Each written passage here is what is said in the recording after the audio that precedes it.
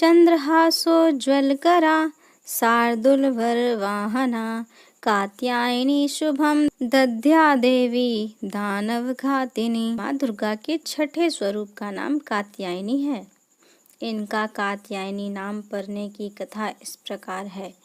कत नामक एक प्रसिद्ध महर्षि थे।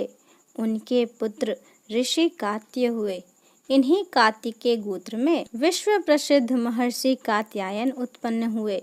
इन्होंने भगवती परा अम्बा की उपासना करते हुए बहुत वर्षों तक बहुत कठिन तपस्या की थी। उनकी इच्छा थी कि माँ भगवती उनके घर पुत्री के रूप में जन्म लें। माँ भगवती ने उनकी यह प्रार्थना स्वीकार कर ली थी। कुछ काल पश्चात जब दानव महिषासुर का अत्याचार पृथ्वी पर बहुत बढ़ गया, तब भगवान ब्रह्मा विष्णु महेश तीनों ने अपने अपने तेज का अंश देकर महिषासुर के विनाश के लिए एक देवी को उत्पन्न किया। महर्षि कात्यायन ने सर्वप्रथम इनकी पूजा की। इसी कारण से यह कात्यायनी कहलाई। ऐसी भी कथा मिलती है कि ये महर्षि कात्यायन के यहाँ पुत्री के रूप में उत्पन्न हुई थी।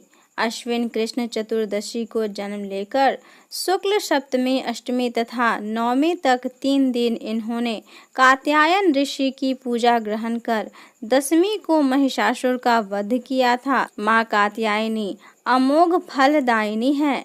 भगवान कृष्ण को पति रूप में पाने के लिए व्रज की गोपियों ने इन्हीं की पूजा कालिंदी यमुना के तट पर की थी। ये ब्रजमंडल की अधिष्ठात्री देवी के रूप में प्रतिष्ठित हैं। इनका स्वरूप अत्यंत ही भव्य और दिव्य है। इनका वर्ण स्वर्ण के समान चमकीला और भास्वर है। इनकी 4 भुजाएं हैं। माता जी का दाहिनी तरफ का ऊपर वाला हाथ अभय मुद्रा में है तथा नीचे वाला वर मुद्रा में है। बाईं तरफ के ऊपर वाले हाथ में तलवार और नीचे हाथ में कमल पुष्प सुशोभित है। इनका वाहन सिंह है। दुर्गा पूजा के छठे दिन इनके स्वरूप की उपासना की जाती है। उस दिन साधक का मन आज्ञा चक्र में स्थित होता है। योग साधना में इस आज्ञा चक्र का अत्यंत महत्वपूर्ण स्थान है। इस चक्र में स्थित मन वाला साधक माँ कात्यायनी के चरणों में अपना सर्वस्व निवेदित कर देता है। परिपूर्ण आत्मदान करने वाले ऐसे भक्त को सहज भाव से माँ कात्यायनी के दर्शन प्राप्त हो जाते हैं। माँ कात्यायनी की भक्ति और उपासना द्वारा मनुष्यों को बड़ी सरलता से अर्थ धर्म काम मोक्ष चारों फलों की प्राप्ति हो जाती है।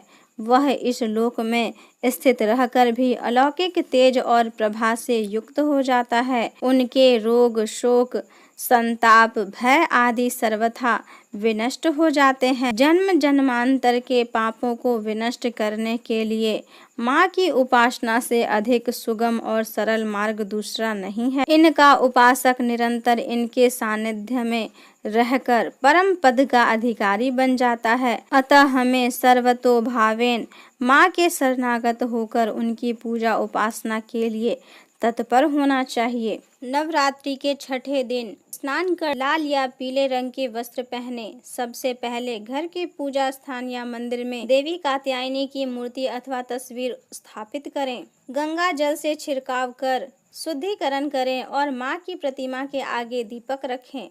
हाथ में फूल लेकर माँ को प्रणाम कर उनका ध्यान करें। इसके बाद उन्हें पीले फूल, कच्ची हल्दी की गांठ और शहद अर्पित करें। धूप दीपक से माँ की आरती उतारें। आरती के बाद सभी को प्रसाद वितरण कर स्वयं भी प्रसाद ग्रहण करें।